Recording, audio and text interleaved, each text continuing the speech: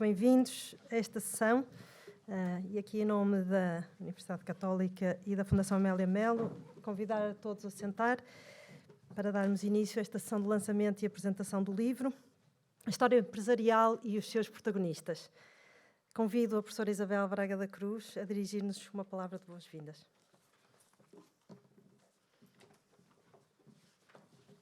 Muito obrigada, professora Sofia Salgado. Muito boa tarde. Começo por dirigir as boas-vindas à Universidade Católica Portuguesa, no Porto, e hoje ao edifício Paraíso, local onde a Católica no Porto teve início, e edifício que atualmente acomoda maioritariamente atividades da Católica Porto Business School. Gostaria de cumprimentar todos os presentes que nos acompanham neste momento de lançamento e apresentação do livro A História Empresarial e os seus protagonistas, livro este que decorre da conferência inaugural das celebrações do nascimento dos 150 anos de Alfredo da Silva. Cumprimento o Sr. Dr. Jorge Quintas, da Fundação Amélia de Melo, e que hoje aqui também está em representação do Dr. Vasco Melo, porque por um motivo de força maior foi impedido de nos acompanhar neste momento. Peço, por favor, que lhe transmita os meus cumprimentos pessoais e institucionais. Cumprimento também todos os oradores para a sessão de hoje, a professora Sofia Salgado, que foi a coordenadora deste estudo e deste livro, o professor Daniel Bessa, que nos irá proferir uma palestra sobre a iniciativa empresarial, o Dr. José Val Machado e o Dr. João Paulo Pinto Machado, empreendedores e fundadores da empresa CIS Advance e que hoje irão partilhar na primeira pessoa as suas experiências de empreendedorismo e experiências empresariais. O professor Rui Sousa, o diretor da Católica Porto Business School, que hoje também aqui nos acolhe. E a todos os que hoje se juntam e nos acompanham neste momento. De igual modo, eu gostaria de cumprimentar e agradecer todos aqueles que contribuíram ativamente para a elaboração desta obra, seja pelas vozes de protagonistas de histórias empresariais e empreendedoras, como o Dr. Vasco Melo, o Dr. António Rios da Morinha, a doutora Isabel Furtado, também aqui presente, seja pela inspiração para o futuro, que o livro, de igual modo, retrata, ou pelo estudo com a apresentação de casos de empreendedorismo em Portugal, liderado pelo professor Alberto Castro, conjuntamente com outros professores da Católica Porto Business School. Sintam-se todos cumprimentados e muito bem-vindos a esta casa. Homenagear é um ato de gratidão, pelo que hoje encontramos aqui reunidos num momento de reconhecimento ao homenageado Alfredo da Silva, insigne empresário e que foi e será sempre um elemento inspirador para todos aqueles, sejam pessoas ou instituições, que dele receberam e foram impactados até aos dias de hoje. É neste contexto que, em setembro de 2020, aqui na UCP, no Porto, por via de uma conferência inaugural que incidiu sobre o tema do empreendedorismo, se iniciaram as celebrações, dando início a um ciclo de várias conferências alusivas aos 150 anos de nascimento de Alfredo da Silva. Uma das figuras centrais no desenvolvimento de Portugal, que à data estava fortemente marcado pela ruralidade e pela reduzida industrialização. O facto da conferência inaugural ter tido lugar na Católica e no Porto é também simbólico e merece ser salientado. Pela relação estreita e de parceria que a Católica tem desde há vários anos com o Grupo Melo e com a respectiva família, e que, mais uma vez, eu aqui aproveito para agradecer. E, de igual modo, gostaria de enaltecer a oportunidade do momento de hoje, do lançamento do livro, no contexto do Porto e na Católica Porto Business School, onde o vetor comum é o empreendedorismo. Tendo este tema toda a adequação com a região em que se insere, região norte e empreendedora, bem como pela igual abertura e forte expressão que a Católica Porto Business School tem na atividade empresarial. Passados 43 anos da instituição da Católica no Porto, é reconhecido com justiça a capacidade que tem vindo a desenvolver em áreas de conhecimento de forma inovadora e original, algumas inexistentes em Portugal e no Norte, e que se revelaram determinantes ao longo dos últimos anos. Hoje apercebemos do impacto da Católica no tecido empresarial através da inovação, da cultura pela valorização das artes e, de uma forma geral, na qualificação da sociedade. A melhor prova disto é a primeira posição que ocupa no ranking do Times Higher Education, pelo 4º ano consecutivo entre as universidades portuguesas. E hoje, o momento de hoje, é a prova disso, da translação de conhecimento, da capacidade de reconhecer, de valorizar e de impactar a sociedade. Agradeço a todos a presença, espero que esta seja uma sessão muito estimulante e que não deixe nenhum dos presentes indiferentes. Muito obrigada.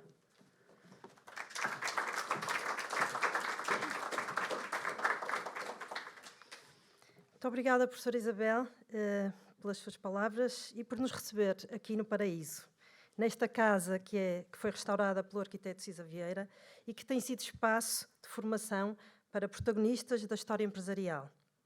Obrigado também pelo acompanhamento que deu a este projeto desde o desenho da conferência. E antes de continuar, vou pedir a todos que coloquem os telemóveis em silêncio para não fazer interferência com aqui o sistema de recolha de som e imagem. E convido agora o Dr. Jorge Quintas, em representação da família da Fundação Amélia Melo e do Dr. Vasco de Melo, a abrir esta sessão e a iniciar a apresentação do livro. Obrigada.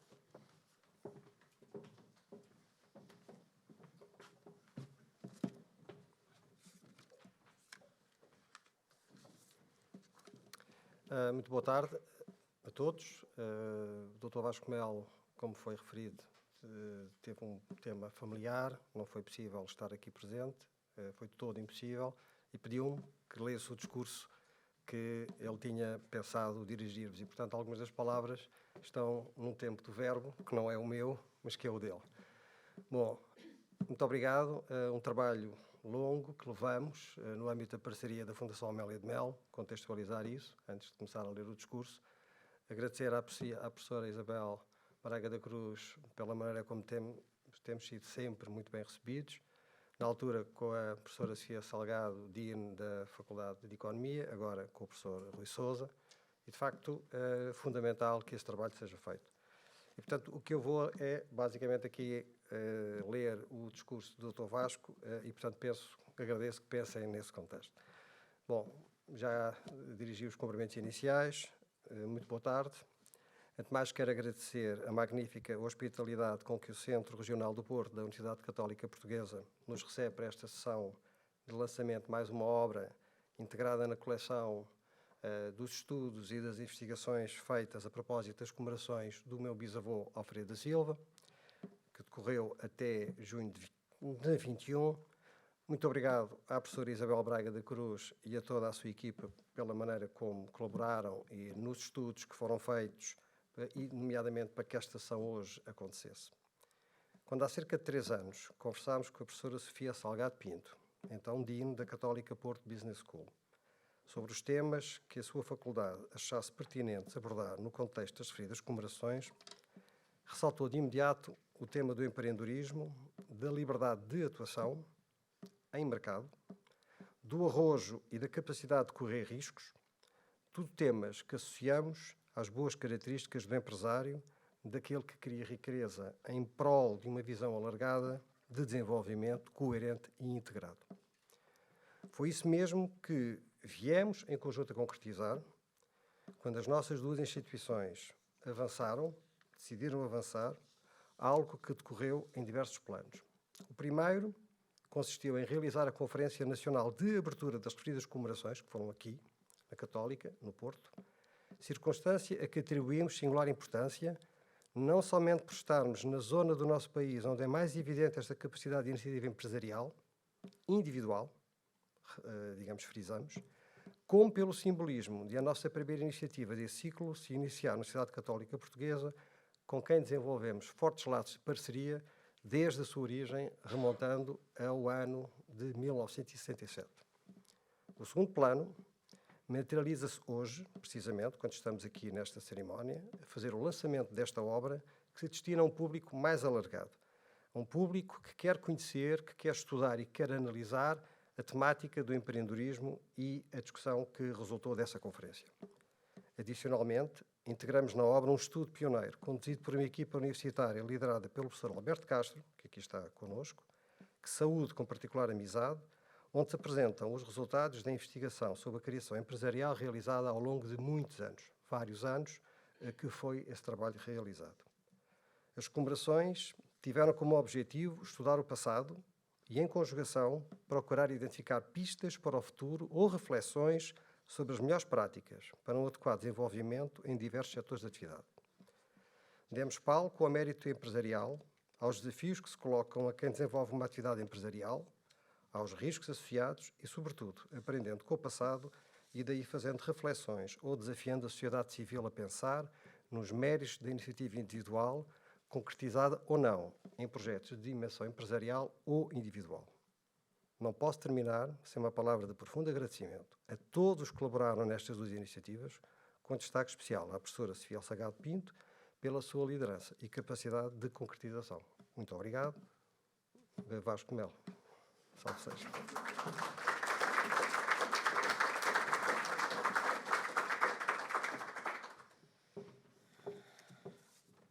Muito obrigada, antes de mais, Dr. Jorge Quintas, pelas palavras gentis e queira, por favor, agradecer ao Dr. Vasco de Melo estas mesmas palavras que me dirige.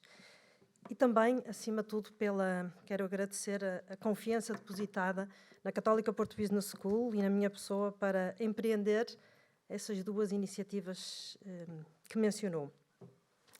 É com muita satisfação que entrego hoje, e de forma simbólica com esta sessão de apresentação do livro, o resultado deste trabalho. E é aqui formalmente entregue também à Fundação Amélia de Melo.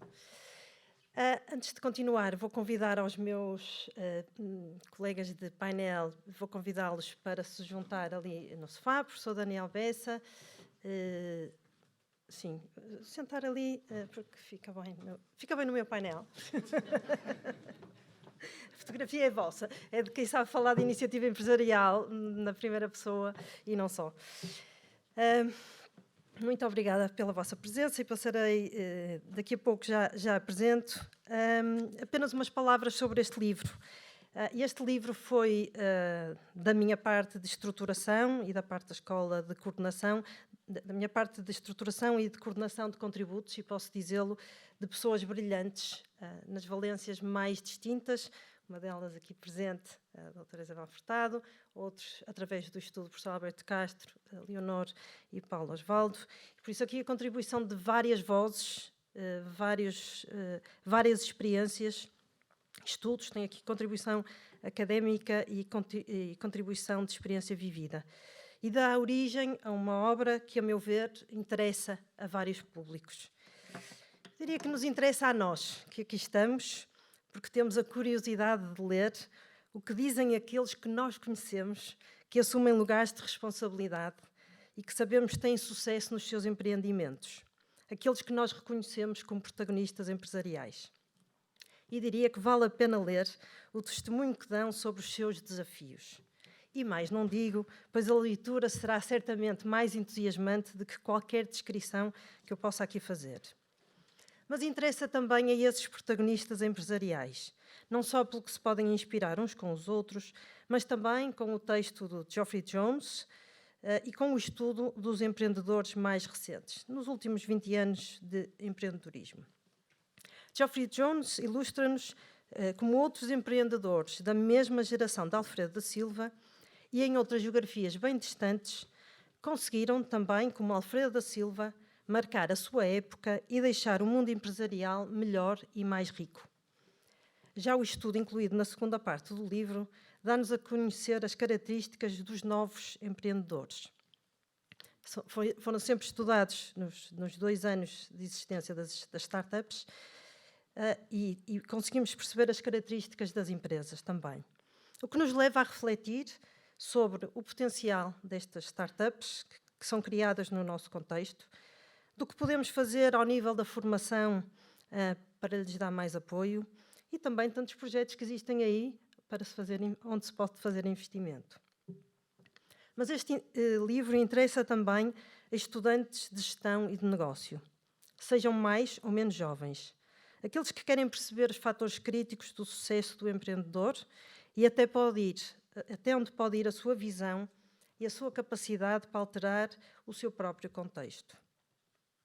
Este livro pretende fazer uma homenagem a Alfredo da Silva, fundador da CUF, Companhia União Fabril, e ao seu legado empresarial. Não é uma biografia, essas já existem e de grande qualidade e recomendo a leitura, nomeadamente a de Miguel Figueira de Faria e a outra que referencio no livro, que é do colega da Faculdade de Ciências Empresariais do José Miguel Sardica, Alfredo da Silva e a CUF. Mas neste caso, este livro que hoje se apresenta pretende fazer memória, inspirar presente e futuro.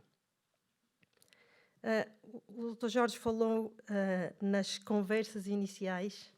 De facto, nessas conversas constatávamos a ausência de livros que façam justiça, memória, daquilo que é a iniciativa empresarial, de quem a leva a cabo e daquilo que nós podemos aprender com essa iniciativa empresarial. Todo o que podemos aprender com eles. E entendemos, na altura, que essa era uma responsabilidade de uma escola como a nossa. E estou certa de que conseguimos um contributo com esta obra. E aqui, caro Dino Rui Sousa, tenho hoje aqui uma scholarly contribution da nossa escola à comunidade empresarial.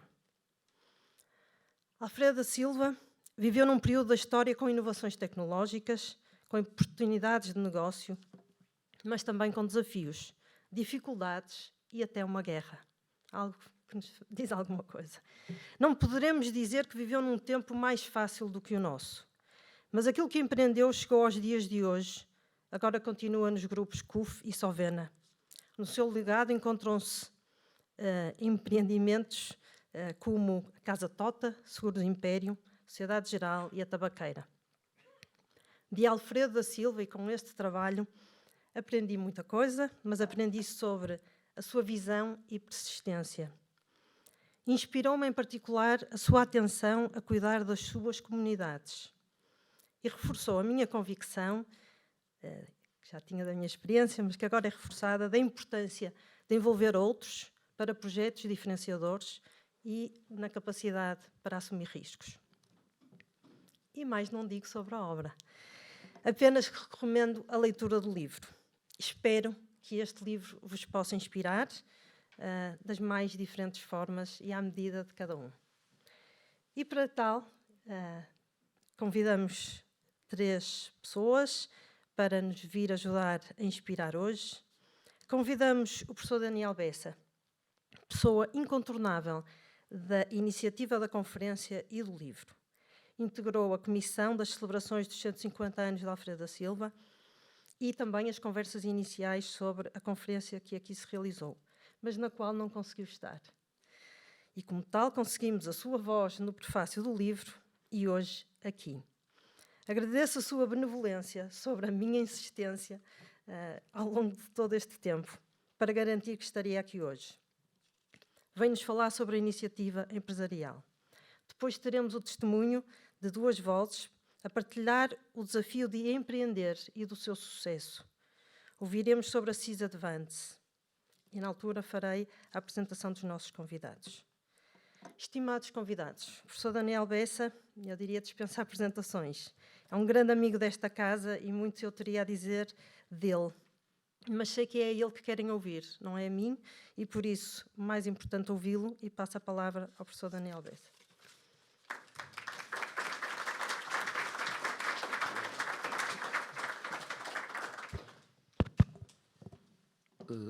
Boa tarde a todos. Agradecer o convite, as palavras amáveis. O meu papel aqui é dificílimo, porque eu aceitei, fui posto, mas aceitei falar sobre uma coisa de que não sei. Portanto, que é a iniciativa empresarial. Mas há quem diga que todos nós acabamos mais ou menos assim, portanto, vamos cumprindo, dando passos, cumprindo etapas, sendo promovidos e acabamos, portanto, nesta situação. Aquilo que eu julgo saber alguma coisa é de economia. Foi assim que tudo começou, vão quase 60 anos. Até talvez já no secundário eu me interessasse por isso, mas na universidade vão quase 60 anos. A economia é uma ciência fraca, quer dizer, fraca no sentido de que as suas leis não são muito sólidas, digamos assim, estão revestidas de um condicionalismo muito grande. Não é uma matemática, não é uma física, não é uma química, não é, enfim, como as outras ciências. Portanto, a certa altura eu já não sei, talvez com o Friedman, ele dizia que leis em economia conhecia 2. Quando a procura sobe, o preço sobe.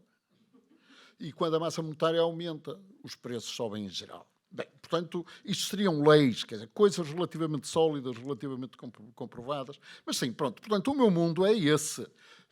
O da economia, o das leis, Talvez eu acreditasse no princípio que eram mais fortes, não são tão fortes como isso, mas enfim.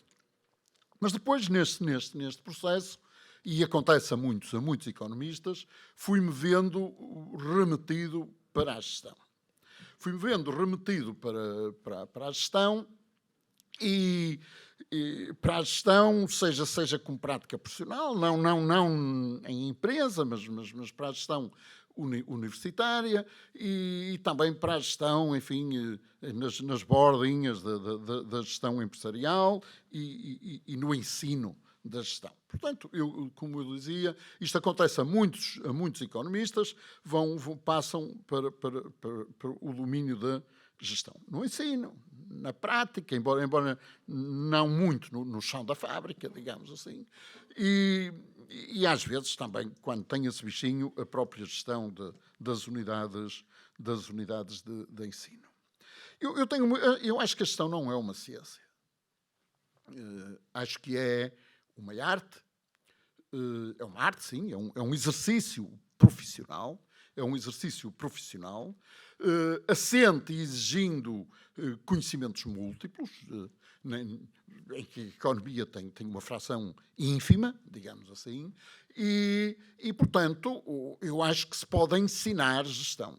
Pode-se ensinar gestão. Nunca terei ensinado muito, mas estive envolvido no ambiente do ensino da gestão, enfim, uma série de instrumentos, de metodologias, de suportes, de práticas. A gestão é uma arte, no sentido de um exercício profissional.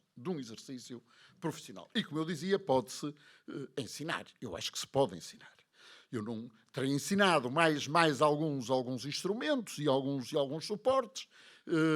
O ensino das práticas da gestão já não era muito comigo, embora eu andasse relativamente perto, mas não me atreveria a ensinar isso. A iniciativa empresarial, o empreendedorismo, é outra coisa. E é por isso que disse eu não tenho nada. A experiência é nula e é seguramente um grande atrevimento vir a falar aqui disso. Para o economista que eu era, não havia empreendedores há 60 anos. Portanto, quem passasse pelos bancos de uma escola de economia há 60 anos, essa palavra não estava lá. Havia o empresário, que eu suponho seja sinónimo. Portanto, há um certo adjornamento da linguagem, mas os empreendedores que falam, esta malta mais nova, devem ser os empresários de que falava eu há 60 anos. E lá na escola de economia, o empresário era uma figura que se distinguia por 3 únicas características. 3. O seu papel definia-se pela iniciativa. Isso era, digamos, era o seu reduto. E depois, normalmente, vinha com 2 condições coadjuvantes, digamos. Também tinha que ter algum dinheiro. Não digo todo, mas algum. Empreendedores sem dinheiro. Empresários sem dinheiro não havia. Empreendedores sem dinheiro há bastantes. E corria o risco. De perder o dinheiro. Não tinha remuneração fixa, nem retribuição fixa. Não havia nada nas suas condições de retribuição, não havia nada de contratual, digamos assim. Não tinha direito a nada. Tudo dependia, digamos assim, do êxito ou do insucesso das suas, enfim, da atividade que iniciava. E, portanto, para mim o empreendedor era isso. E continua a ser. Nós somos muito marcados por aquilo que nos ensinam no berço e portanto, para mim, é o tipo que o senhor ou a senhora, agora também não é só homens nisso, portanto, o senhor ou a senhora que toma a iniciativa, avança com o dinheiro, corre o risco. E isto, digamos, para dizer que vejo com alguma dificuldade, algumas modernices, digamos, como eu dizia, de empreendedores que não avançam com dinheiro e não correm risco nenhum. Vejo disso por aí e tal. lido mal com isso, portanto, acho o termo bastante mal aplicado. Bastante mal aplicado. Mas, enfim, como eu dizia, nunca tendo exercido, nunca tendo sido, enfim, a minha praia, fui acompanhando cada vez mais de perto e, sobretudo, não tanto como economista, mas na aproximação à gestão que eu disse que fiz. E fui aprendendo mais algumas coisas sobre esses empreendedores. A primeira coisa que aprendi e de que estou sim, genuinamente convencido é que cada empreendedor é único. Não vale a pena tentar copiar. São peças únicas, cada um é empreendedor à sua maneira. Eu não acho que se possa ensinar empreendedorismo com toda a sinceridade. Posto numa sala de aula, num estrado, em frente de uns alunos e de umas alunas, a dizer alguma coisa sobre meia dúzia de técnicas de gestão, sim, vejo-me a fazer isso.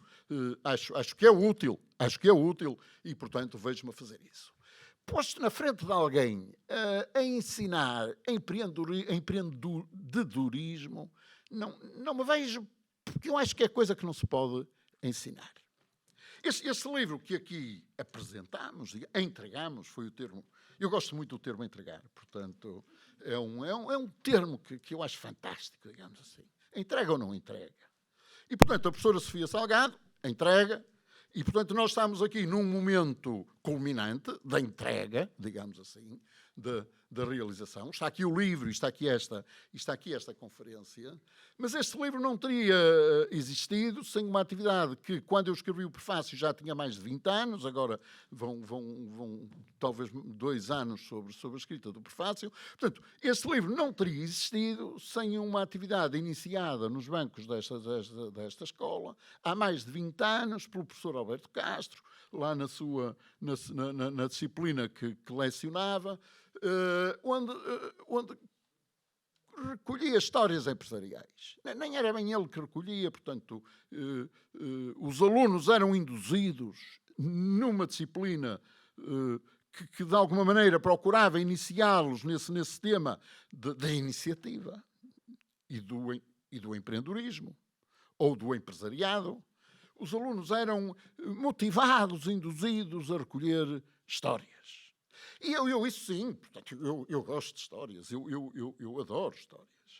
E mais do que isso, eu acho que as histórias são sempre inspiradoras e motivadoras.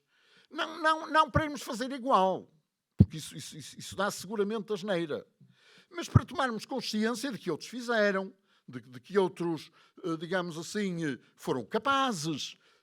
E eu acho que a história devia contar mais os casos de insucesso. Eu acho que se centra demasiado nos casos de sucesso e está bem, pronto, são mais talvez tenham mais charme os casos de sucesso, mas eu tenho pena que não se contem mais casos de insucesso.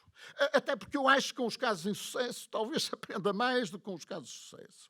Portanto, é pena que não haja uma segunda faixa, digamos assim, mais negra, para nos falar dos casos de insucesso, até porque alguns dos que acabaram por ter sucesso passaram em alguns momentos por ter insucesso e não está assegurado que os que têm sucesso não acabem no insucesso.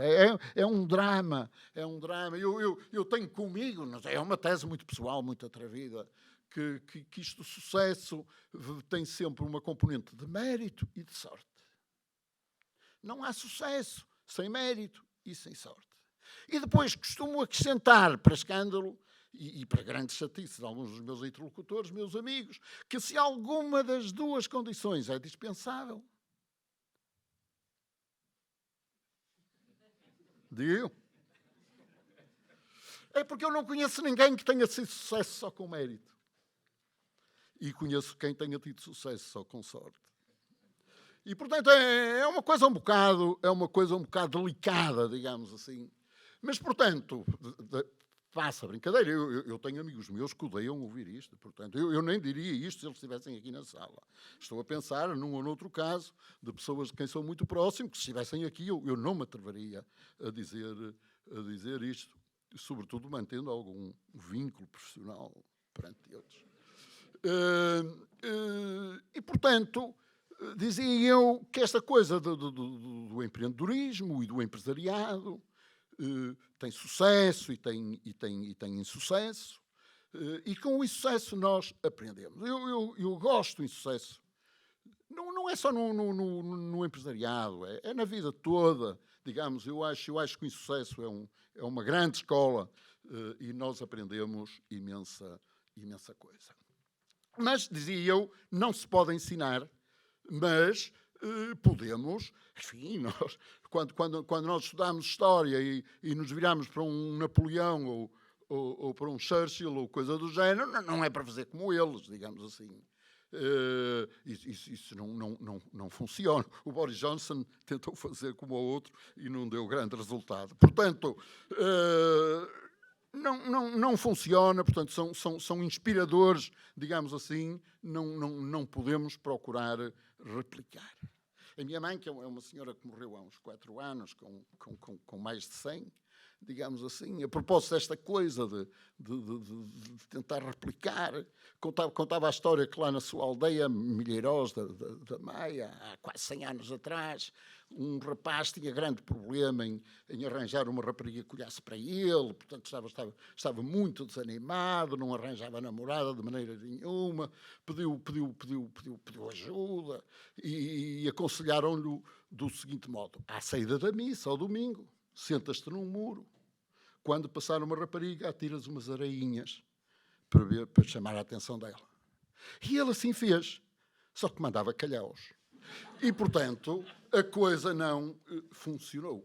Há aqui, digamos assim, muito de medida, muito de timbre, muito de sensibilidade. Cada um é como é e eu não acredito que possa ser ensinado.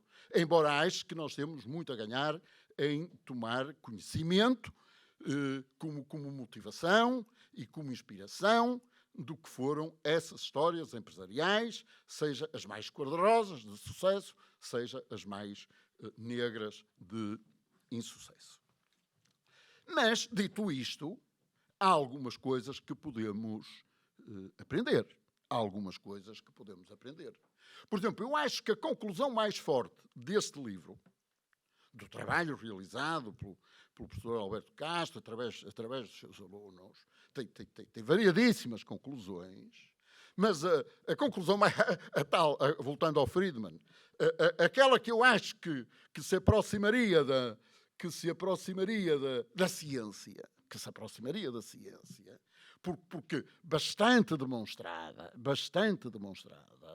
é que nos dias de hoje o sucesso é tanto mais provável quanto maior a formação subjacente e quanto maior a experiência.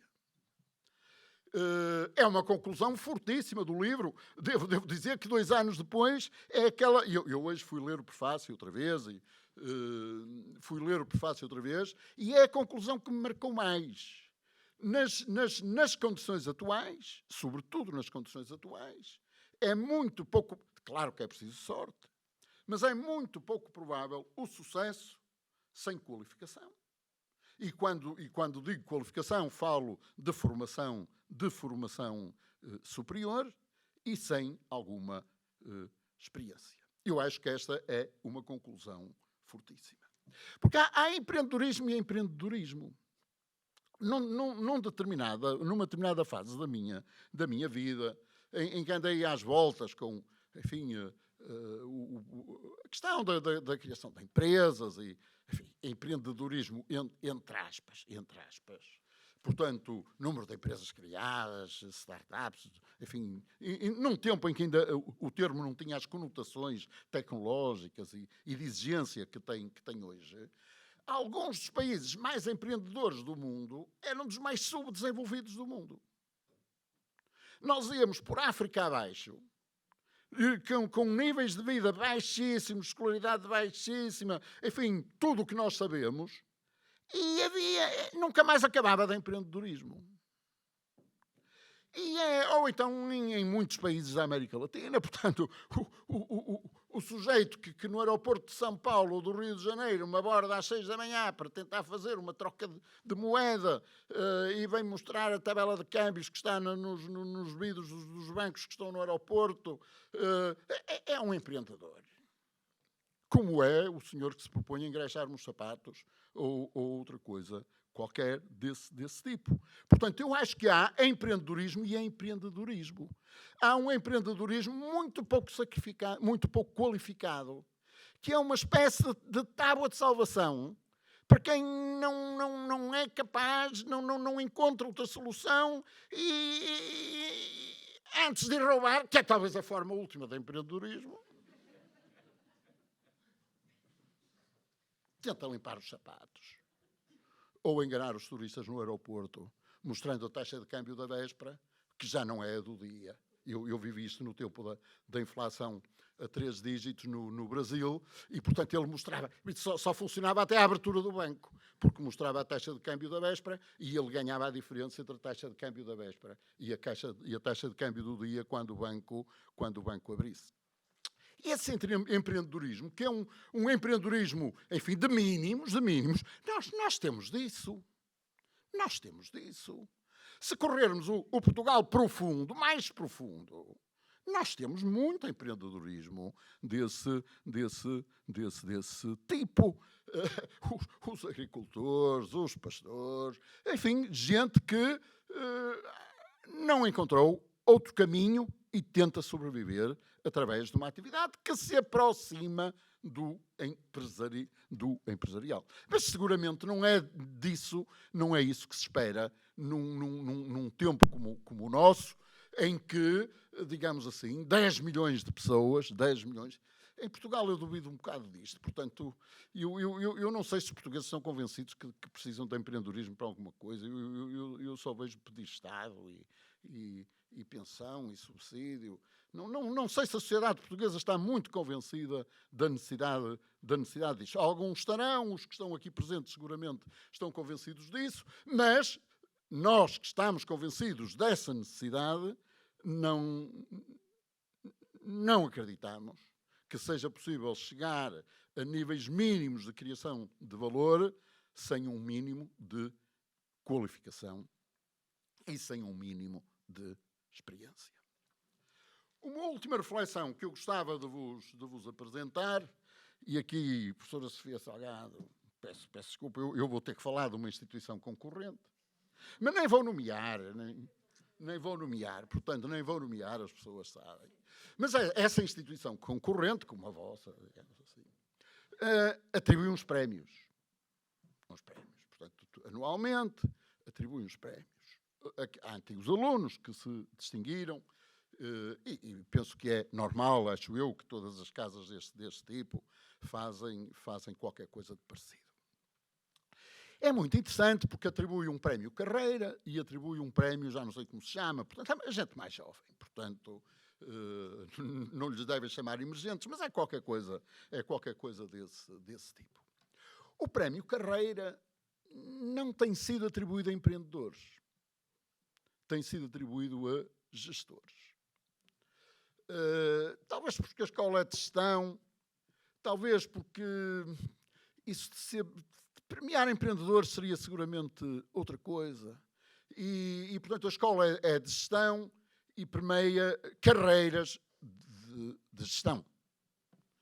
E, portanto, todos premiados no prémio carreira são gente com longos percursos. Eu não sou capaz de dizer que sejam empreendedores, embora num ou noutro caso chegassem à gestão numa perspectiva de continuidade familiar, sucederam e tornaram-se empreendedores por sucessão. As empresas familiares têm muito disto. Portanto, numa empresa familiar com histórias de décadas, eu dizia que na conferência que se fez aqui nesta casa e que, enfim, que iniciou o ciclo de conferências que celebrava os 150 anos do nascimento de Alfredo da Silva, os intervenientes na mesa redonda, liderada pelo Manuel Carvalho, que liderou essa mesa redonda, tinha 3 intervenientes com 3 histórias familiares de empreendedorismo, porque eles agora lideram as suas empresas, portanto não são meros gestores, portanto estão numa posição de liderança, dando continuidade à aventura familiar e, portanto, de um modo ou de outro, mais ou menos acionistas também. A família mais jovem que estava nessa mesa redonda era a da doutora Isabel Furtado, que tinha 80 anos de vida empresarial. E, portanto, eu acho que nas famílias, digamos assim, se chega ao empreendedorismo através da gestão. Não está aqui, por exemplo, o António Portela, que hoje é seguramente um empreendedor, a primeira coisa que o pai fez foi mandá-lo para uma empresa de farmacêutica na Inglaterra, onde ele foi aprender práticas de gestão para mais tarde poder assumir uma posição empreendedora. Mas, enfim, o que se permeia são carreiras de gestão. Mas nos mais novos, não há carreira, não há muita gestão para mostrar. O que se permeia é realmente empreendedorismo.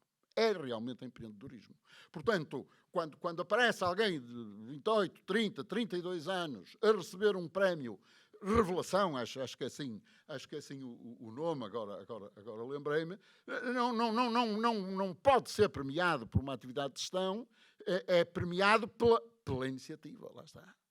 Pela relevância da iniciativa. E uma coisa nova, que a mim me impressiona um pouco, é que cada vez mais é difícil encontrar um empreendedor isolado. Nós até podemos premiar uma pessoa, um antigo aluno, mas a iniciativa raramente é dele, é de um coletivo. E eu acho que no ponto em que estamos, no grau de sofisticação do conhecimento que se atingiu e que se exige, eu posso ter alguém que tem a iniciativa, que tem a energia, que reuniu o grupo, mas a coisa não vai lá, digamos assim, sem o grupo. E eu acho que é cada vez mais evidente, sobretudo, lá está, nós não conseguimos. Eu gostava de premiar um cavaleiro isolado, digamos assim, que tivesse, era dele. Não encontro disso. É sempre parte de um grupo qualquer que foi capaz de. Não estou a falar de um pequeno negócio, estou a falar das tais iniciativas mais qualificadas, com maior ambição, de que nós precisamos e que o professor Alberto Castro concluiu com bastante certeza. Exigem conhecimento e exigem experiência, maturidade. E aqui eu acrescentaria, não é minha descoberta, não tenho o mesmo grau de segurança, mas, digamos, a evidência que me passa por perto é que esse empreendedorismo qualificado e experiente se apoia cada vez mais num coletivo. Reduzido, é evidente. De níveis de confiança elevadíssimos, é evidente. Mas é cada vez menos o resultado da ação de uma pessoa isolada.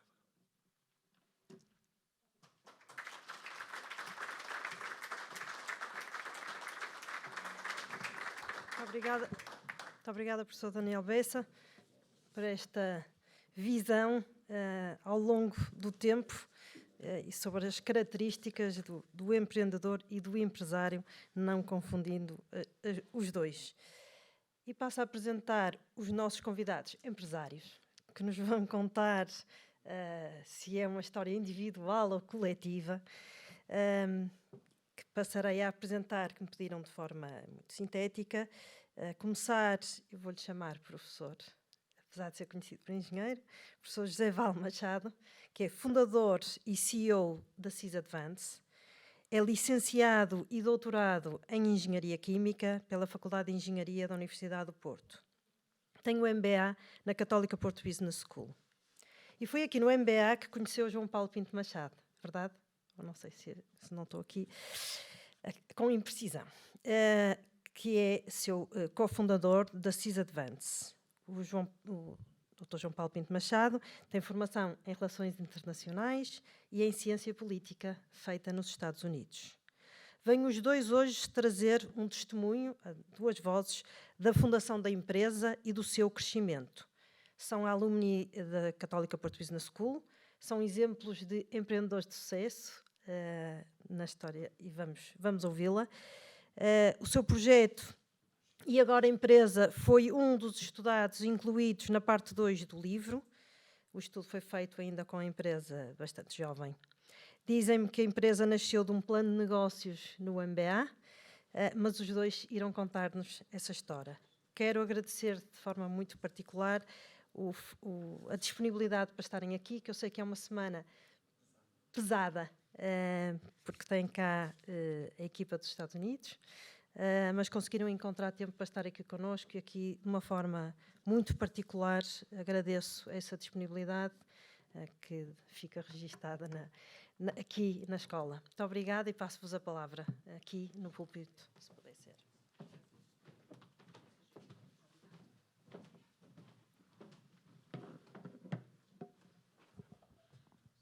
Muito bem. Eu queria começar por agradecer. Muito bem. Muito obrigado. Começar por agradecer à doutora Sofia Salgado e, obviamente, ao professor Alberto Castro por este convite e por esta oportunidade. De facto, não podia ser numa semana pior, sendo completamente franco, mas enquanto ex-aluno e enquanto também ex-docente, infelizmente, aqui da casa, por minha própria iniciativa, não posso, nunca poderia deixar de responder a este convite. Portanto, não se diz não ao professor Alberto Castro. Portanto, isso é claramente uma regra interna minha, e muito menos à Universidade Católica. E, portanto, cá estamos ambos para prestar este pequeno testemunho. Saudar a doutora Isabel Braga da Cruz, o doutor Rui de Sousa, o doutor Jorge Quintas e o professor Daniel Bessa, nosso colega de painel. E talvez eu iria, antes de começar a apresentação, eu tomei aqui 2 ou 3 pequenas notas, e se calhar vou pegar nas palavras do professor Daniel Bessa para, talvez para ir depois introduzindo ao longo da apresentação, porque elas são muito relevantes. De facto, quando arrancamos com uma iniciativa de base tecnológica, é absolutamente fundamental a qualificação. Isto está em automático, de maneira que eu não tenho aqui alguma dificuldade em controlar. Não, é que se ela não parar, eu não consigo. Ok. Portanto, de facto, a qualificação é algo. Não conseguem.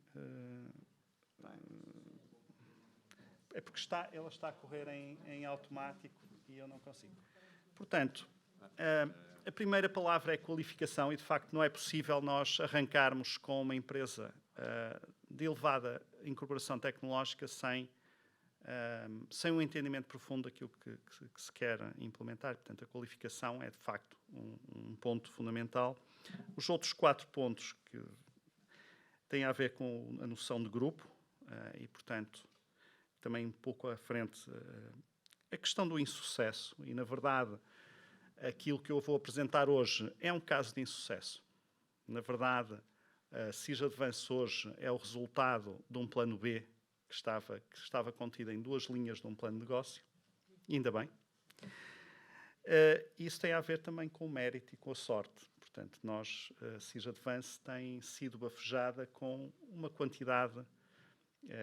Mérito, eu penso que vamos tendo algum, mas temos sido bafejados com uma quantidade muito grande de sortes ao longo da iniciativa e, portanto, eu penso que ao longo do desenrolar da história isso vai ficar mais ou menos patente. Portanto, apresentando-me de uma forma muito, muito sucinta, portanto, meu nome é José Val Machado, eu sou engenheiro químico de formação e doutorado, e a dada altura da minha vida resolvi fazer uma coisa por razões diversas, incluindo alguma tradição familiar, também sentia claramente a necessidade de ter formação na área da economia e da gestão. E foi no âmbito dessa iniciativa, já vão 20 e alguns anos, 22, professor, deve ser mais ou menos por aí, 1998, 99, que eu conheci o João Paulo, que eu se calhar deixo apresentar-se rapidamente. Cheio de insucessos, mas com a felicidade de ter feito uma vida muito rica ao longo de 40 anos de trabalho, talvez. Sou o mais velho da empresa, mas trato a todos por tu e quase todos me tratam por tu também. E, não sei, juntei-me agora mais intensamente à empresa, depois de um percurso que tem muito a ver com o Grupo José de Mel.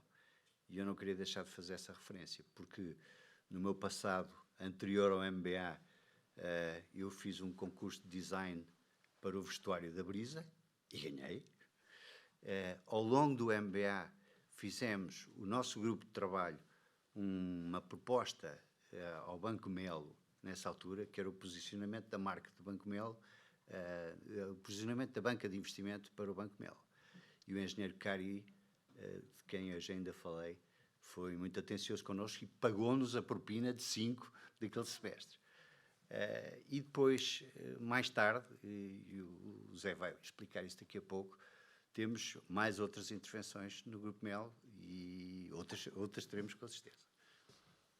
Mas sou muito parco em explicações porque tive uma vida ligada ao vestuário, em primeira mão, por aí quase que comecei, muito tempo, muitos anos, com alguns insucessos, e toquei um bocado da minha vida com um grande insucesso, se quiserem, e em boa hora encontrei outro caminho, ligado à inovação. Enfim, eu fiz alguns que têm a ver com a Colorado, que desenvolveu um sistema de identificação de cores para daltónicos.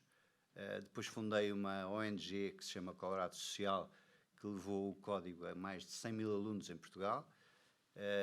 Pronto, isso é iniciativa. Desenvolvi um carro elétrico cá em Portugal, o primeiro, na altura, e depois tive a felicidade de me juntar à SIS Advance. E agora passo a palavra aqui ao meu chefe. Chefe não, colega.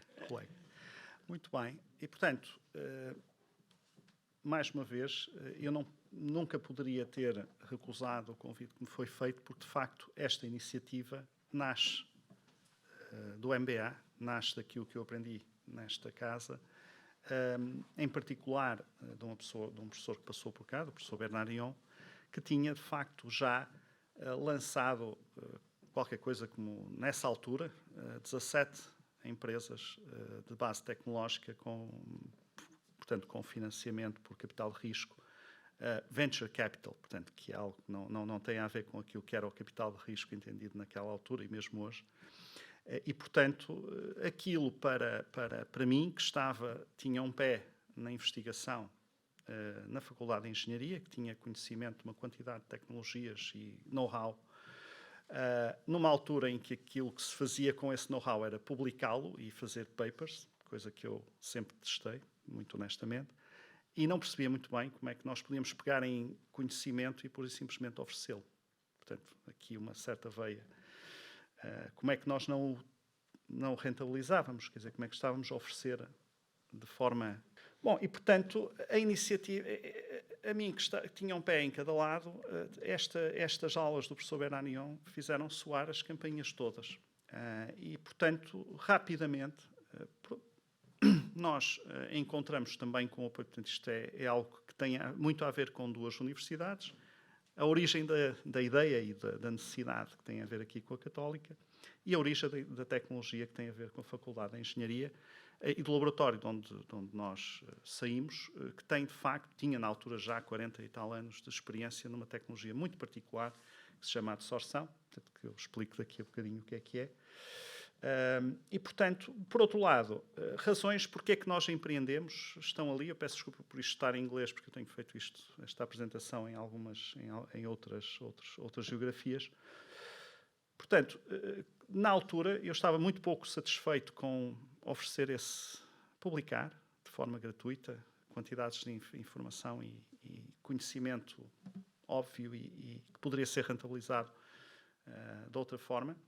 Também algum DNA, portanto, eu sou a quinta geração de empresários, ou de empresárias. A minha trisavó foi uma empresária com um sucesso muito interessante, portanto, que exportou, que inovou, numa altura em que as senhoras não tinham esse protagonismo. E, portanto, é alguém de quem eu tenho uma estima muito grande. Bom, depois, obviamente, a questão do MBA e toda a mecânica daquilo que é o capital de risco internacional. E, portanto, aquilo que nós tentamos fazer foi juntar este know-how, se quiserem, de negócios com o know-how científico. Bom, e depois também algo que estava patente em mim e penso que nos restantes membros do time que se foi juntando à volta do plano de negócios, era alguma inquietação para querer fazer diferente. Portanto, qual era a tecnologia? Portanto, nós tínhamos uma questão muito patente no laboratório, que era um projeto com o médico alemão para recuperação de xenon. Portanto, xenon é um gás raro, que tem propriedades anestésicas muito interessantes, é considerado um anestésico perfeito. Portanto, só que tem um pequeno problema. Uma garrafinha de 50 litros custa a módica quantia de 14.000 euros. Portanto, não era possível aplicá-la e deixá-la vaporizar, era preciso recolher esse gás, purificá-lo, garantir a sua assépsia e voltar a utilizar. Portanto, nós, a dada altura, fizemos o plano de negócios, tínhamos o apoio da Faculdade de Engenharia e fizemos os pitches, não é? Como se costuma dizer. Não havia Web Summit para se fazer essa... E, portanto, era preciso fazer the old-fashioned way, enviar os planos de negócios e ver o que é que... Bom, quem era a equipa? 2 alunos de doutoramento, mais alguém que tinha uma experiência bastante grande em mercado, em negociação. E, portanto, assim o fizemos e tivemos a grata surpresa de uma das empresas que respondeu na altura e que foi aquela que mais intensamente nos apoiou, que é a 3i PLC. A 3i PLC era, na altura, e ainda hoje, a maior empresa de capital de risco do mundo. Small caps. Portanto, investimento não em... Bom, e, portanto, na altura, congregou-se uma espécie de um sindicato de financiamento, com a 3i a liderar, e na altura a Change Partners e a PME Capital. E, portanto, para quem conhece destes caminhos, são caminhos longos. Portanto, nós fomos brutalmente auditados, portanto, em várias rondas de due diligence, e em agosto de 2001 estávamos a fechar o contrato. Portanto, na altura era 1,6 milhões de euros, que era bastante dinheiro na altura, só para fazer o desenvolvimento e certificação do protótipo. Okay? Bom, e nesse plano de negócios que tinha uma frase que era aquela ali. Portanto, enfim, durante a fase porque não era expectável que houvesse geração de riquezas nessa primeira, de vendas nesse primeiro round de funding, nós temos, eventualmente uma subtecnologia que nós poderíamos utilizar para também industrializar. Esta malta do capital de risco não gosta de grandes grandes divergências, era uma frase: bom, iríamos também desenvolver geradores de azoto oxigênio, além da patente do Shannon. Bom, toda a gente sabe o que é que aconteceu em setembro de 2001.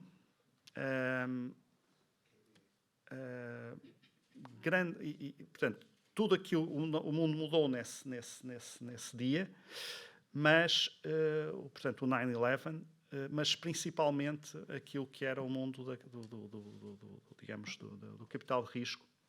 Nesse dia, telefonam-nos e dizem: meus senhores, tudo aquilo que não está contratualizado fica on hold. Eles depois foram comprar a EasyJet e tal, portanto, tinham outras coisas melhores para fazer. E nós ficamos com portanto, a tal história do insucesso, ficamos com a noção de que, entretanto, no meio desta história toda, percebemos que eles tinham 3 empresas de ventiladores invasivos, de anestésicos, que era onde este equipamento deveria ser anexado para poder funcionar com Shannon. E ficamos com aquele amargo de boca de ter estado na praia, não é? Portanto, bom, o que é que íamos fazer? Bom, pegamos rapidamente, reescrevemos o plano de negócios e fizemos uma ronda com aquilo que hoje se chama Business Angels, mas que na prática, Family, Friends and Fools. Enfim, eu tenho a grata felicidade de termos um pequeníssimo family office na família, que foi um dos investidores na primeira ronda, e depois fomos buscar um empreendedor também, uma pessoa com uma experiência muito grande, para a segunda ronda, para a internacionalização. Bom, e daquilo que foi um enorme insucesso, nós criamos a SIS Advance. Portanto, aquilo que é hoje, conseguimos dar a volta. Hoje somos um pequeno grupo, já internacionalizado, portanto, com operações na Europa, sediadas aqui na Póvoa, e em Vancouver, portanto, na British Columbia. Portanto, a tal equipa que o professor Alberto Castro e a Sofia falou, estão cá, portanto, estão cá os 4, toda a equipa do management da North America. E, portanto, quando o professor Daniel Bessa fala do grupo, também tem a ver com isto. Portanto, nós tivemos a grata sorte de conseguir congregar profissionais com uma experiência enorme na área da energia, portanto, que é aquilo que é o driver na América do Norte, e vamos já ver, o João vai apresentar essa parte. E, portanto, temos aqui a conjugação daqueles conceitos que o professor Daniel Bessa tanto fala. Portanto, falando um bocadinho, nós incorporamos a sociedade em 2002 com uma experiência muito grande numa tecnologia muito esotérica, que é separar gases. Okay? Isto é uma coisa por adsorção, okay? Que é a tecnologia. E explicando, não queria muito entrar nessa parte mais técnica, mas fundamentalmente trata-se de utilizar materiais e ciclos de pressão para separar, portanto, e são esses materiais que permitem agarrar umas moléculas e não agarrar outras. Okay? Portanto, essa é a tecnologia. E dessa única tecnologia, nós, através portanto, isto é aquilo que nós temos hoje, portanto, temos as dimensões de R&D puro, portanto, temos um dos melhores laboratórios a nível mundial de caracterização de materiais e de ciclos de adsorção. Temos capacidade de simulação de engenharia, portanto, em simulação de processos. Temos a parte de manufacturing e a parte do service, é isso que hoje compõe a nossa cadeia de valor. Isto é um pouco, eu vou passar aqui adiante, porque não vale a pena estarmos a perder aqui demasiado tempo, foi um percurso longo. Mas mais importante do que isso, e que também tinha a ver com aquilo que aprendemos aqui com o professor Alberto Castro e com o professor José Fernando Pinto dos Santos, é que um projeto destes tinha que nascer de imediato, portanto, com um vetor internacional. E, portanto, nós assim o fizemos, portanto, fomos já buscar parceiros, distribuidores, agentes, e hoje estamos em mais de 50 países, 2, portanto, obviamente, um diretamente, Canadá e Estados Unidos diretamente hoje, e depois em todos os restantes, utilizando parceiros que chamamos ao nosso negócio. Alguns clientes, tivemos, penso que aí, agora eu não ia buscar a sorte, ia buscar o mérito, tivemos o mérito de conseguir angariar. Estes são alguns dos clientes que temos. Nós somos preferred suppliers de grandes grupos mundiais, como a PepsiCo, Pernod Ricard, Repsol, Yazaki, Texas, por aí fora. Enfim, isto são apenas... Temos a grata surpresa e orgulho de ter feito um projeto com a NASA, portanto, que nos deu, enfim, um enorme impulso em termos de credibilidade, isto já em 2008. Atualmente temos 3 áreas de negócios: a área industrial, a área médica e a área da energia. Em termos de produtos industriais, temos os geradores de nitrogênio ou azoto, portanto, que é um gás absolutamente transversal em toda a indústria. É utilizado para diversíssimas coisas. Geradores de oxigênio industriais, recuperadores de hélio e de hidrogênio, não está ali, mas também é fundamentalmente a mesma tecnologia, e a produção de oxigênio por VSA. E fundamentalmente são estas máquinas estranhas que estão ali na fotografia. Portanto, estes são equipamentos do grupo PepsiCo, aqui em Portugal e em Espanha.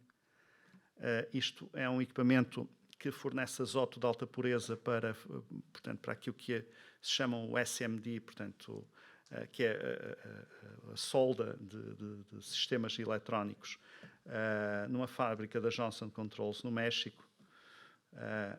Indústria química, um equipamento que abastece todo um polo petroquímico da BASF no México também. Sistemas de oxigênio para a aquacultura. Mais sistemas, este no Chile, portanto, isto são sistemas que fornecem oxigênio para portanto, a aquacultura de salmão. Na área médica, temos aquilo que é o forte, que é a parte de oxigênio medicinal, e que de facto foi uma das áreas que, quando o professor Daniel Bessa falava, e a Sofia, quais são os valores que regem? Bom, certamente que aquilo que rege o empresário é a criação de valor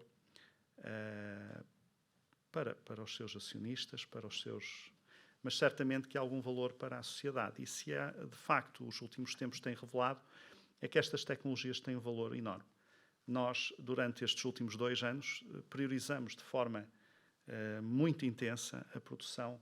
Produzimos mais de 500 geradores de oxigênio de alta capacidade para equipar hospitais durante a pandemia, desde o Brasil, Índia, Paquistão, Argentina, e, portanto, acho que muitos em África. Aliás, hoje há muitos países da África, em particular da África lusófona, em que o oxigênio hospitalar é garantido exclusivamente pelas nossas unidades, porque é a única coisa que, de facto, funciona, está disponível e de uma forma consistente. Países como Moçambique, Guiné, dependem exclusivamente de sistemas nossos para poderem ter algo que não tinham ou que era um bem absolutamente escasso. Penso que salvamos muita gente na Índia, para onde mandamos mais de 85 sistemas de geração de alta capacidade em tempo recorde durante a pandemia, porque, de facto, mais do que os ventiladores, que já vamos falar a seguir, o importante no tratamento do Covid é a disponibilidade e a administração de oxigênio em grande quantidade, e é isso que estes equipamentos fazem. Portanto, uma das questões muito importantes, nós somos das poucas empresas portuguesas que portanto, ostenta a certificação de produtor de dispositivos médicos. Portanto, todos os nossos sistemas médicos são certificados atualmente de acordo com a diretiva, daqui a 2 ou 3 meses de acordo com o regulamento, que também houve uma alteração. Portanto, a CIS Advance é também um produtor certificado de dispositivos médicos. Estes são os tais sistemas da Guiné, contentorizados, este em Moçambique, mas não só, temos muitos sistemas na Europa também, um dos quais, enfim, Este é mais uma incursão. Este é mais uma incursão. No grupo José de Mel, neste caso José de Mel Silva. Somos, enfim, proud suppliers, poderia dizer, proud suppliers, eu peço desculpa, mas realmente às vezes escapa-me, do Grupo Mel na parte do oxigênio, com vantagens económicas muito significativas de redução de custos. Desculpem, o oxigênio é só o medicamento mais caro na gestão hospitalar.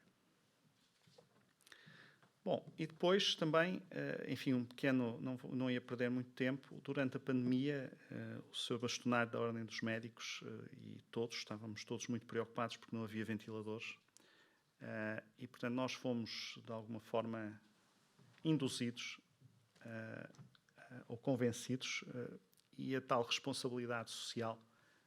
Alguém, enfim, todos sabemos o sentimento que havia naqueles primeiros meses de pandemia, e o risco de termos alguns milhares de portugueses a morrer de uma forma muito desagradável por falta destes equipamentos. Portanto, o Sr. Bastonário, de repente, baixa, como se dizem os brasileiros, na CIS Advance. Sr. Engenheiro, como é que vocês são capazes de resolver isto? E nós dissemos, bom, vamos tentar. E não bastava desenvolver, porque estes equipamentos não podem ser colocados no mercado de forma nenhuma sem uma certificação.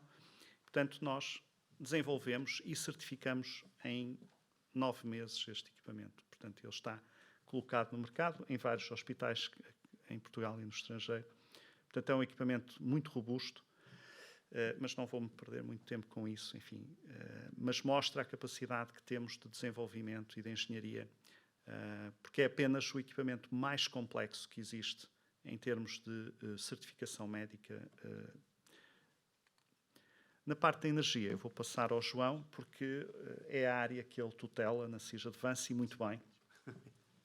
João, muito obrigado. Então, vou tentar ser o mais breve possível. Já qual é o este? Não, deixa de ser para a direita aqui. Okay. Pronto. A área de energia é, como disse o José, uma área relativamente recente.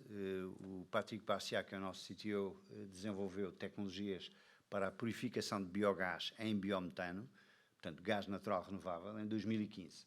Portanto, é um setor relativamente novo na empresa e eu tenho o maior orgulho em dirigir este setor sem formação na área de ciências e muito menos na engenharia química. Portanto, isto é um desafio muito grande, mas aprendo com muito gosto todos os dias. Nós temos basicamente 4 tecnologias e uma quinta que verão no fim. Portanto, a purificação de biogás de digestão anaeróbica, a purificação de biogás de aterro. Eu não sei se toda a gente está mais ou menos a par. Portanto, o biogás é uma formação de matéria orgânica que, fermentada, vai produzir um biogás que tipicamente estava a alimentar motores de cogeração elétrica e na transição energética agora, o engenheiro químico tem que entrar em ação. O biogás é metano e CO2 e mais alguns contaminantes. O gás natural que nós temos nas nossas canalizações é fundamentalmente metano. Obrigado. Não, obrigado. Estas precisões são muito importantes. Onde é que eu não me queria perder? Portanto, o biogás está explicado. Nós tratamos biogás de digestão anaeróbica e biogás de aterro. E esse gás de aterro é muito complexo de tratar e temos, como verão, uma tecnologia proprietária para tratar do assunto. No meio das duas, fazemos uma coisa extraordinária, porque foi, se calhar, muito pioneira, que é a captura e purificação do CO2, que é outro problema. Enfim, todos falam de descarbonização, há muita forma de o fazer. No limite, as nossas plantas não são neutras, são negativas, com a incorporação desta tecnologia. Finalmente, a purificação de hidrogênio, como não íamos estar neste mundo novo do hidrogênio, claro que estamos. E rapidamente, esta é a primeira planta foi em 2015, com a Douro Gás, em Mirandela. A segunda foi diretamente nos Estados Unidos e fomos os primeiros a injetar biometano na rede, com uma especificação que ninguém conseguiu na altura. E à primeira apareceu lá uma carrinha a fazer os testes e passou a nossa tecnologia, ficou aprovada. A partir daí fizemos vários outros negócios nos Estados Unidos. Este é um caso também muito interessante, é lá em cima, a 100 km do Círculo Polar Ártico, em condições de menos 40 graus. Esta é a maior planta dos Bálticos, vai tratar 2.000 metros cúbicos de biogás para depois temos que instalar uma terceira unidade que já está ali desenhada. É a maior planta dos Bálticos. E esta é uma tecnologia de aterro, portanto, Metagen LF, quer dizer landfill. Nós temos uma tecnologia proprietária e, para terem uma ordem de grandezas, a primeira foi instalada em Paris, em 2017. Ganhamos um concurso público contra a única tecnologia que conseguia fazê-lo então, que era a criogenia. Havia 2 concorrentes franceses, ambos spin-offs do grupo Air Liquide, cheios de dinheiro e com tecnologias, enfim, já comprovadas e com uma ou duas instalações já feitas. Nós ganhamos este concurso por metade do CAPEX e 1/4 do OPEX. Esta planta está a funcionar desde então. A seguir montamos esta em Espanha, é uma versão 2. Cada vez que fazemos uma, temos rácios melhores do que na anterior, nomeadamente no que diz respeito a consumo energético. É muito o pilar de desenvolvimento da Sysavance, é a máxima recuperação do gás que queremos entregar com o menor consumo energético.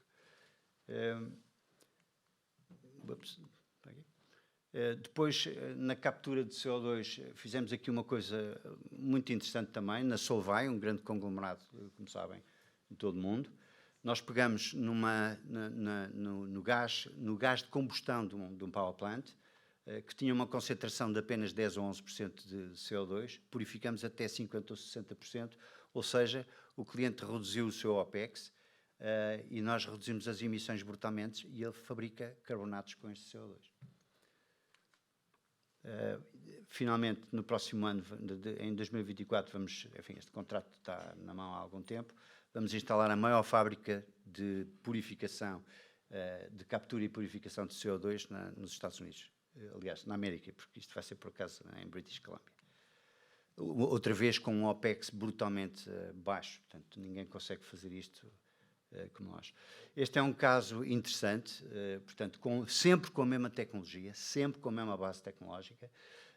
Nós tratamos aqui um syngas, portanto, é um gás muito complexo, que foi contratado por um conglomerado alemão que não estamos autorizados a divulgar neste momento, mas cuja referência viram lá atrás. Acontece que nós temos 2 concorrentes diretos, 2 competidores diretos com a mesma tecnologia que estão na Alemanha e vieram ter connosco. Ainda não entregamos e com a iteração que temos tido entre a nossa equipa de engenharia e a equipa de engenharia do cliente, já estamos candidatos a fazer um full scale já para ir para a frente. E, portanto, transformamos uma corrente de hidrogénio pobre em qualquer coisa que está quase próximo do fuel cell grade, portanto, do grau de pilha combustível.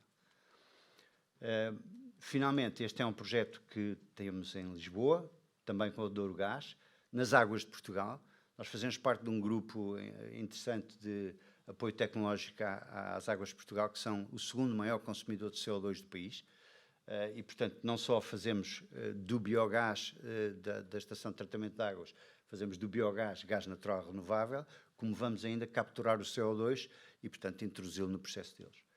Esta planta tem algumas características interessantes, portanto, este slide não está em modo show, mas não tem mal, portanto, no limite está ali no interior a nossa unidade de upgrading, portanto, upgrading é o processo de desenvolvimento do biogás em biometano, que, por sua vez, vai produzir uma corrente de CO2, que é o off-gas deste processo, que vai produzir CO2, que vai reagir com hidrogénio verde, que sai de um eletrolisador que está por cima daqueles painéis fotovoltaicos. E, portanto, a reação catalítica do CO2 com o hidrogénio vai produzir metano sintético, ou seja, biometano outra vez. Isto é uma tecnologia muito recente, como é óbvio. E terminei em tempo. Não, falta-me um slide, por acaso, um slide que era engraçado. Um slide que é engraçado, que é o portfólio de tecnologias que a Sysavance tem hoje na área de energia, ou seja, do tratamento de gases renováveis, com um interesse muito particular no momento em que nós antigamente tínhamos um problema que era a transição energética, hoje temos a independência energética. E a Sysavance tem uma resposta com uma série de tecnologias para responder aos dois casos. E uma terceira preocupação, que é o equilíbrio das redes elétricas e gasistas. Ou seja, hoje nós temos, por exemplo, este mercado ibérico que funciona em tempo real, E de repente, nos países bálticos, nós temos gente a pensar, ok, hoje vou produzir energia, amanhã vou produzir gás. É tudo. Já agora, só uma pequenina coisa que eu queria acrescentar ao José. Eu tenho um orgulho enorme de estar nesta empresa, espero que seja visível para todos, mas tenho sobretudo orgulho de termos uma equipa extraordinariamente jovem connosco.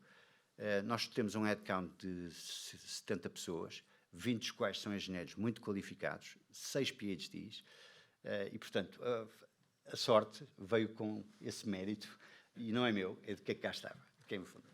Obrigado.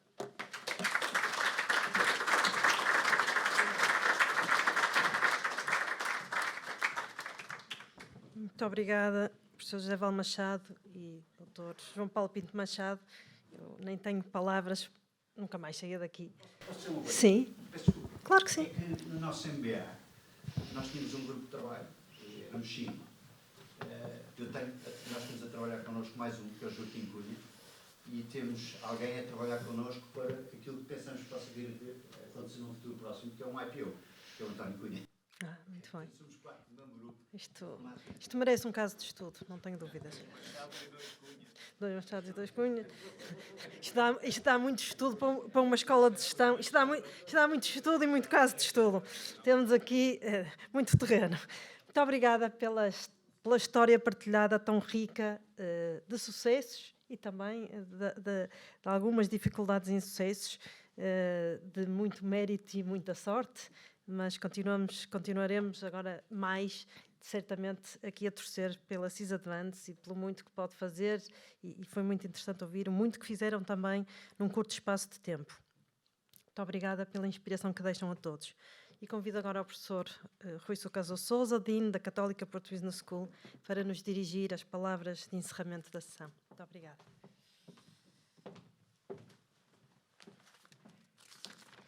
Boa tarde a todos. Obrigado, Sofia.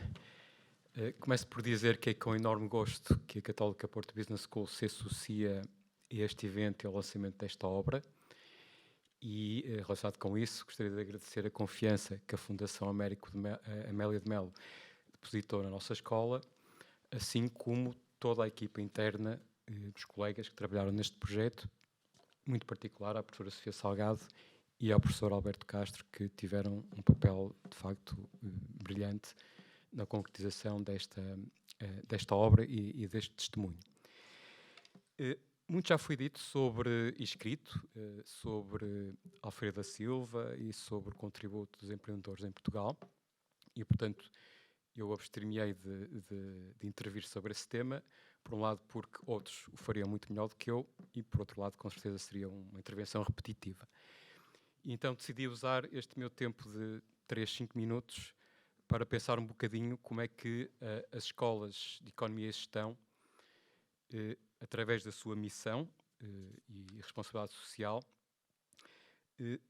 estão a contribuir para disseminar alguns dos ensinamentos que Alfredo da Silva e outros empreendedores e empresários nos deixaram e que nos parece que estão muito presentes nos dias de hoje e, portanto, foram, de facto, visionários na forma como atuaram e nos valores que defenderam muitos anos atrás.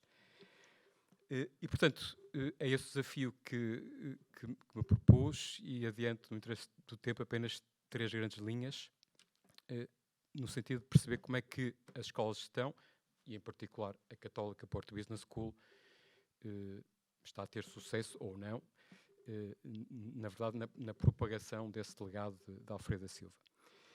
E a primeira, digamos, dimensão de Alfredo da Silva que me chamou a atenção foi, de facto, a vivência internacional muito rica que ele teve e que acabou por moldar, ao longo da sua vida, a forma como atuou e como construiu tudo o que construiu.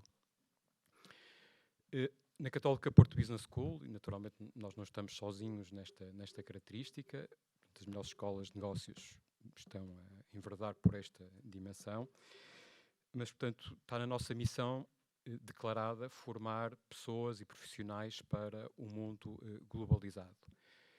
Isso faz-se de muitas formas, mas podemos arrumá-las em 2 categorias. Primeiro é tornar o nosso campus e a experiência que proporcionarmos aqui no Porto de facto, internacional e multicultural. E, portanto, temos, por exemplo, muitos alunos de outras nacionalidades a partilharem as salas de aulas com os nossos alunos.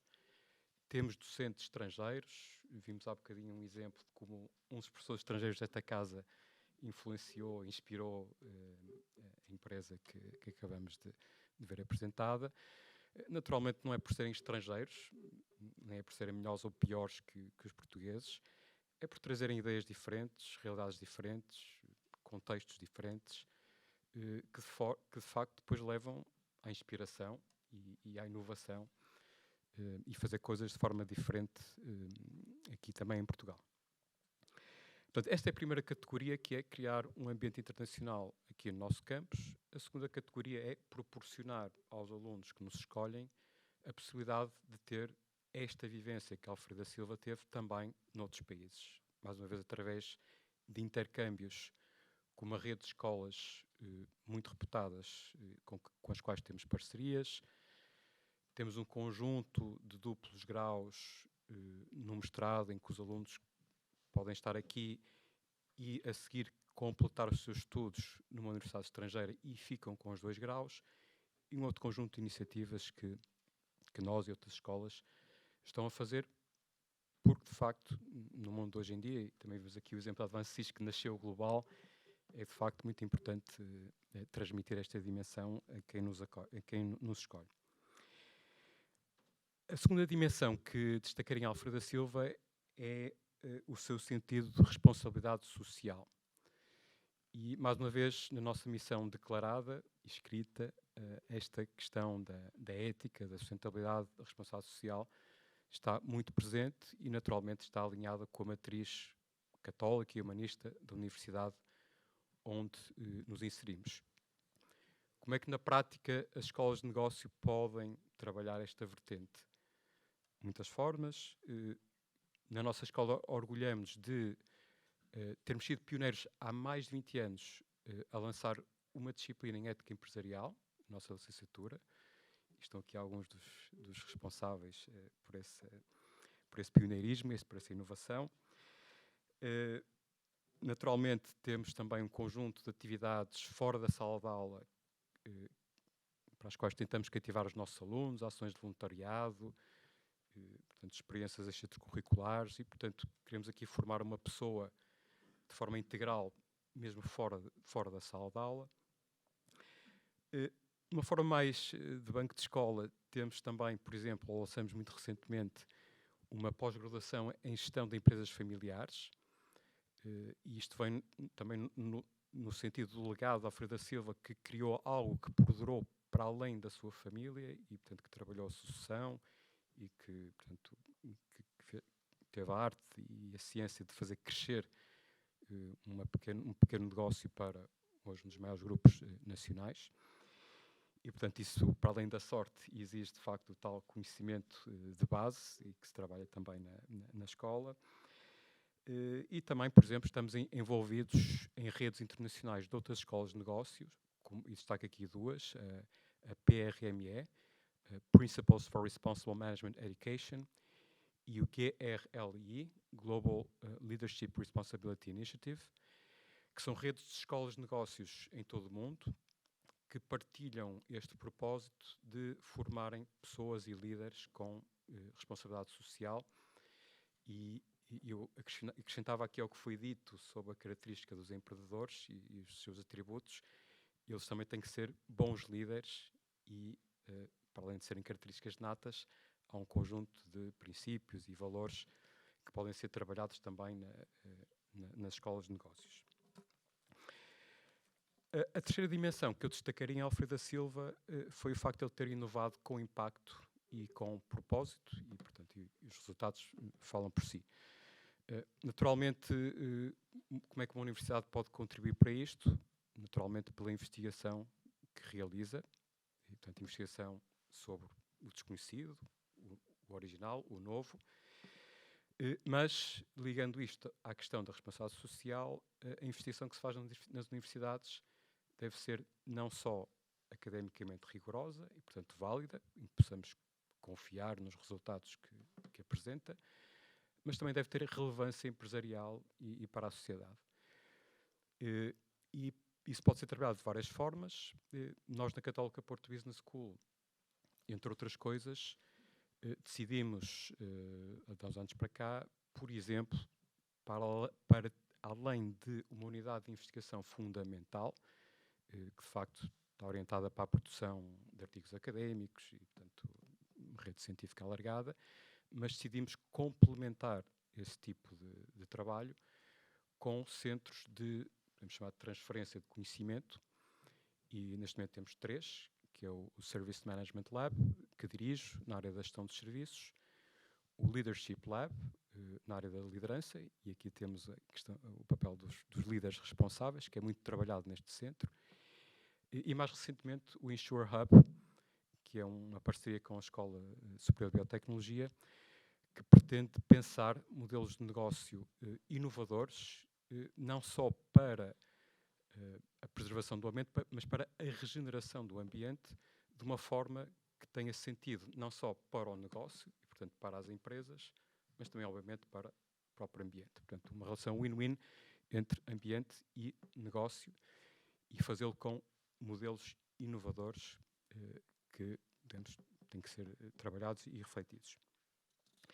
E finalmente, claro, temos o nosso centro de estudos, o CGE, que de facto colaborou neste estudo e que trabalha com um conjunto muito alargado de setores e nas mais variadas áreas, e que tem aqui um impacto mais, digamos, pragmático no tecido empresarial que nos rodeia, e o exemplo que vimos do estudo que foi apresentado é de facto um bom testemunho desse trabalho. E portanto, destas 3 dimensões, e haveria outras com certeza, que se conclui facilmente que os ensinamentos de Alfredo da Silva perduram nos dias de hoje, mas melhor ainda, perduram nos bancos de escolas, escolas de negócios, na nossa também, e penso que isso é a melhor homenagem que lhe podemos fazer, é de facto perpetuar o seu legado para as novas gerações que passam pelas nossas salas de aulas e pelas nossas casas de ensino e de conhecimento. E portanto, espero que esta obra acrescente à visibilidade de Alfredo da Silva, digamos, tornar mais nobre esta arte do empreendedorismo, que tem riscos, que é dura, que às vezes tem muitos falhanços que não são conhecidos, e esses são desconhecidos, e portanto fica muita gente para trás neste caminho. E agradecer a todos a presença, e terminava com um convite para que possamos continuar esta conversa de forma mais informal, com um porto de honra que será servido aqui à saída. Muito obrigado a todos, e foi um prazer estar convosco aqui hoje.